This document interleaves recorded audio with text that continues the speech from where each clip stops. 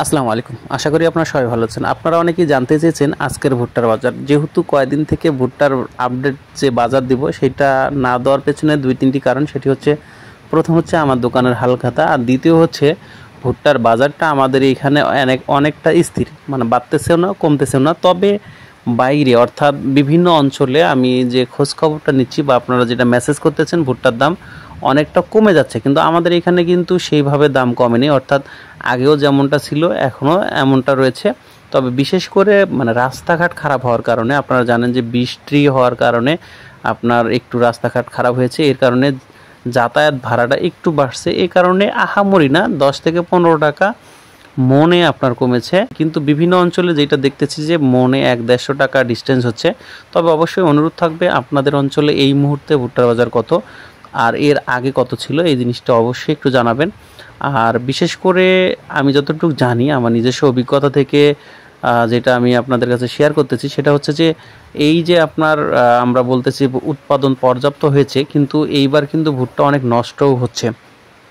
আমরা যারা আগে ভুট্টা রেখেছি ভালো মানের ভুট্টা যদি কেউ ভালোভাবে রাখতে পারে, আমার কাছে মনে হয় যে ভালো একটা দাম পাবো। কারণ বর্তমানে বৃষ্টি হওয়ার কারণে 1 সপ্তাহ মানে বৃষ্টি হওয়ার কারণে কিন্তু অনেক অঞ্চলের ভুট্টা মানে নষ্ট হয়ে যাচ্ছে, যেটা আপনার পরবর্তীতে পাঙ্গাস হিসেবে বিক্রয় করতে হবে। এই কারণে কিন্তু আমার কাছে মনে হয় ভুট্টা সংকটই হবে। আর ভারতে যেহেতু আমাদের দেশের চেয়েও ওইখানে ভুট্টার বাজারটা একটু অনেকটা বেশি, এই কারণে আমরাও নিশ্চিত হতে পারবো যে মানে এই ভুট্টা রেখে বাংলাদেশের মানুষ কখনোই বোকামি করবে না ভারতের ভুট্টা আনার ক্ষেত্রে।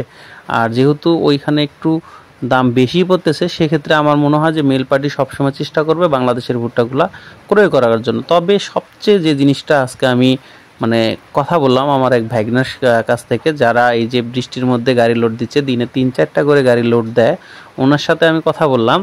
তো উনি যেটা আমাকে আপডেট দিল, যদি এটা সিক্রেট ব্যাপার, কারণ হচ্ছে এগুলো আসলে প্রকাশ করা ঠিক না, উনি যেটা বললো যে আসলে ভুট্টার দাম কিন্তু সেভাবে কমেনি। এটা আসলে মেল পার্টিরা একটা কি করতেছে, চালাকি করে এই যে ভুট্টাগুলো, মানে সিন্ডিকেট আর কি, সহজ ভাষা, মানে সিন্ডিকেটের কারণে আপনার ভুট্টার বাজারটা কমে যাচ্ছে। নাহলে আপনি চিন্তা করেন ভুট্টার বাজারটা, শুকনা ভুট্টার দাম কেন কমবে? যেখানে আপনার ভেজা ভুট্টার দাম কমার সম্ভাবনা থাকতে পারে একটাই কারণ, সেটা হচ্ছে রোদের কারণে। কিন্তু শুকনা ভুট্টার দাম কমার পেছনে আমি কোনো কারণ খুঁজে পাচ্ছি না। এখন যেখানে ভুট্টার দাম বাড়ার কথা সেখানে কিন্তু কমে যাচ্ছে। আর উৎপাদন মানে যেভাবে হয়েছে সেভাবে তো সবাই বিক্রি করতেছে না। এটা জাস্ট একটা অজুহাত, মানে এমনভাবে মানুষকে মডিফাই করা হচ্ছে। মানুষও অনেকটা আতঙ্কে রয়েছে যে বাংলাদেশে তো সব অঞ্চলে পর্যাপ্ত ভুট্টা হয়েছে, এই কারণে হয়তোবা ভুট্টা মানে আপনার নিতেছে না। কিন্তু আপনি কি জানেন অনেকেই কিন্তু ভুট্টা মানে বেশ বিক্রি করার এখনো সময় পায়নি। মানে বর্তমান আপনার যে ভুট্টাগুলো রয়েছে এগুলো কিন্তু প্রায় নষ্ট হওয়ার উপক্রম হয়েছে। এই কারণে আমার কাছে মনে হয় আপনারা যারা ভুট্টা রেখেছেন, যদি ময়াচার ভালো থাকে, সব কিছু ঠিকঠাক থাকলে আপনারা নিশ্চিত থাকতে পারেন ইনশাল্লাহ সামনে অবশ্যই ভুট্টার দাম বাড়ার সম্ভাবনা আমি 90% দিতে পারবো। আর বাকিটা হচ্ছে আল্লাহ পাকের ইচ্ছা। তারপরেও আপনারা যারা মানে এই বিষয়ে ভালো জানেন অবশ্যই একটু কমেন্ট করবেন এবং আমাকে পরামর্শ দিবেন। এবং যারা ভারত থেকে ভিডিও দেখতেছেন, আপনাদের অঞ্চলে এইবার ভুট্টার ফলন এবং ভুট্টার দাম কেমন যাচ্ছে সেটা অবশ্যই একটু কমেন্ট করে জানাবেন। তো ধন্যবাদ সবাইকে। আসসালামু আলাইকুম।